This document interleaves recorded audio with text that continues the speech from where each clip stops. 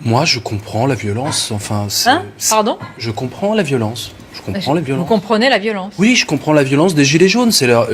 Ils manifestent, ils voient leurs amis, leurs camarades, ils sont exaspérés par leur situation sociale. Pas vous laisser. Enfin, c'est votre. Mais comment Je dis pas bravo, je n'applaudis pas. C'est condamnable, mais je le comprends. On a affaire à un peuple.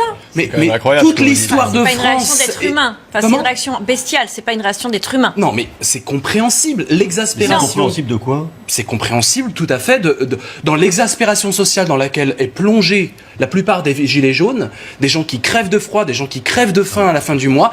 Heureusement que les millions de Français qui crèvent de faim et qui crèvent de froid n'ont pas ces réactions-là, sinon ce serait la guerre civile en France. Il y a la loi. Non, je dis, je comprends tout à fait qu'il y a un mouvement d'exaspération et que d'ailleurs il y a eu aussi. Ça, c'est différent. Comprendre l'exaspération est une chose, comprendre la violence en est une autre. On peut comprendre la violence. On n'est pas en train de discuter pour essayer de comprendre d'ailleurs autour de la table. On n'est pas dans l'irrationalité. Vous êtes philosophe, mais vous maîtrisez mieux les mots que moi, mais comprendre la violence, là, vous avez semblé la justifier. Écoutez, il y a une violence policière en face aussi qui est tout à fait condamnable. Quand on voit Didier Andrieux à Toulon, ah oui, ça n'existe pas la violence policière. Est-ce que vous êtes tous autour de la table en train de dire que la violence policière n'existe pas? Je suis en train de vous dire. Le monde, c'est la nature humaine.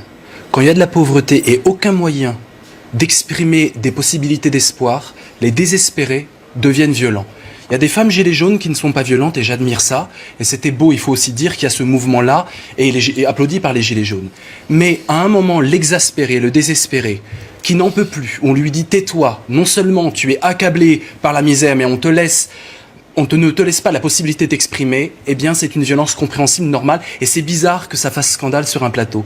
L'abbé Pierre, lui, il l'excusait, et il disait ceux qui ont tout pris dans les assiettes, et qui disent après on est non-violent. Ils ont plus de sang sur les mains que le désespéré qui prend les armes. Ancien boxeur avec ses titres, c'est un désespéré. C'est anecdotique, je pense qu'il avait une crise de colère, il va être condamné, ça y est, l'affaire va être réglée, il n'a pas non plus tué de personne.